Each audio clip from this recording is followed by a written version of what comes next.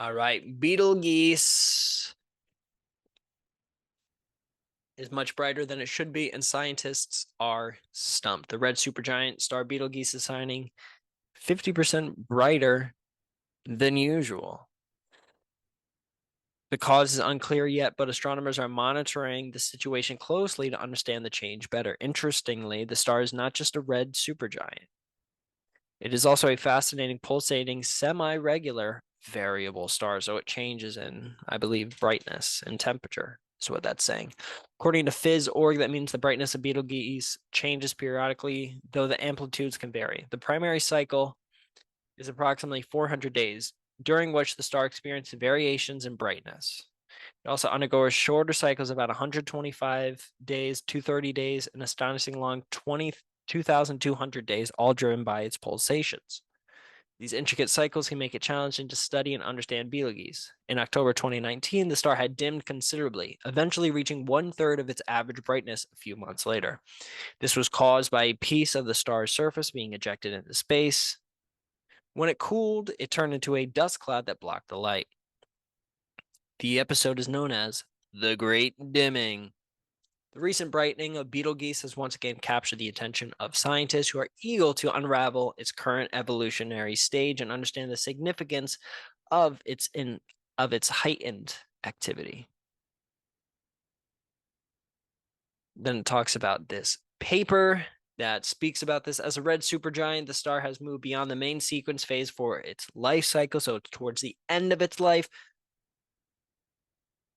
Lot of supernova talks on recent podcasts, so I will not bore you with the details of getting older as a star and what our sun will do and what Betelgeuse is doing currently right now. Very cool. You can see Betelgeuse in the night sky, and I highly, highly recommend you do so. Betelgeuse has used up large amounts of hydrogen by fusing it into helium and releasing the lost mass as energy. That means it's no longer fusing hydrogen into helium anymore. When stars like Betelgeuse lose mass, the decrease in gravitational force can no longer counterbalance the outward pressure generated by its core, causing the star to expand into a voluminous envelope. Therefore, despite experiencing mass loss, the stars grow. The shift from the main sequence, coupled with hydrogen no longer being fused into helium into their cores, causes other significant changes. It all crashes down, boom, down to a spot because it gets too big and it can't hold that pressure on the outside.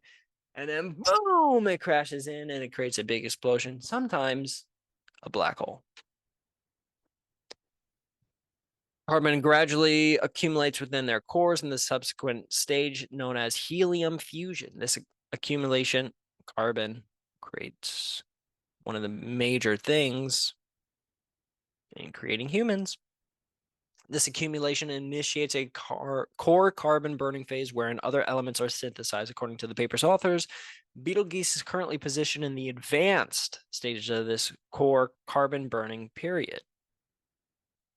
It's difficult to know when it will go, though. But it is getting brighter. Milky Way signals from galactic center aliens say, oh no. Oh no, I didn't see this story. All right, I'll have to look at that later. I'll keep that tab open. All right, here's another thing about Betelgeuse that'll show you where exactly it is. Here's the constellation Orion, which you can see in the night sky. Boom. And then here they talk about this paper on the star. Here's the paper. I'll just pull this up. This is the paper, right? No, this is just a website. All right, so I guess they just have a link to the website. But anyways, Betelgeuse, this is some pictures of it over time, which is just very cool to see. January 2019, December 2019, January 2020, March 2020. You can see the brightness not only changes, but also specific points on the star where it changes. So it looks like it's rotating and it's like pulsating in and out almost. It's a big blob because it's so big. These images were taken with the Sphere instrument on ESO's Very Large Telescope during Betelgeuse's period of dimming. Starting in December 2019, Betelgeuse dimmed by a factor of around 2.5 from its original magnitude plus 0.5, reaching a low magnitude plus 1.6 from 7 to 13 February 2020, before returning to its normal brightness over the following few months.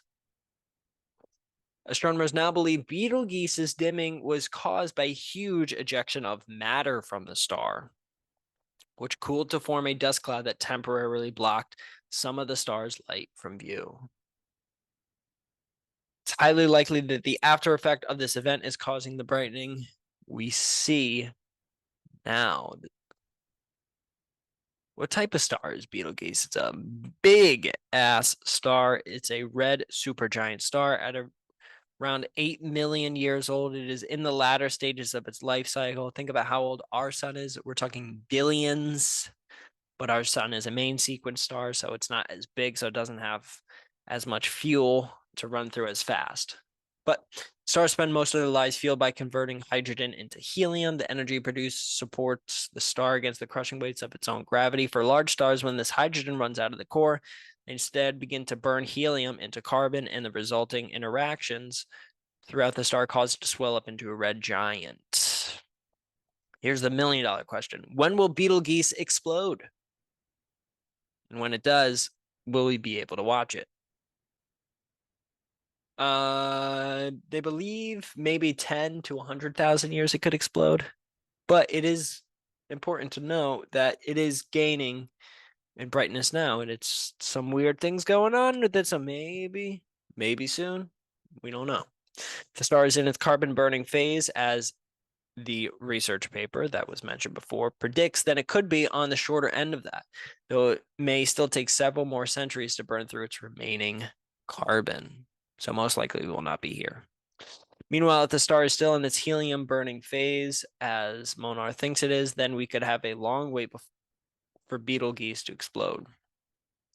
Fortunately, determining exactly which state Betelgeuse is in, carbon or helium burning, is difficult to determine for two reasons. Firstly, despite being only around 500 to 600 light years from Earth, astronomers have struggled to pin down many of Betelgeuse's basic attributes, such as its age, mass, or even how far away it is, with the necessary precision due to the star's variability. Without knowing these, it is difficult to determine exactly where in its life cycle star is. Secondly, the carbon burning phase doesn't change the exterior of a star, meaning it will look the same regardless of whether it has just begun its burning cycle or is nearing its end. And then here's some more information. Orion, just kind of showing you what that star looks like in the constellation. Yes, it will go supernova, most likely later than sooner, but you never know. You never know with these things. And if it's 600 light years, if it explodes and it goes supernova right this instant, right now, in the year 2023, June 13th, it explodes right now, it will take at least 500 years for us to see it. So it could have exploded 500 years ago on the low end in terms of its light years and distance away from it. If it's 500 light years away and it exploded in the 1500s, we would see it just now. Just now we would see it. So think about that.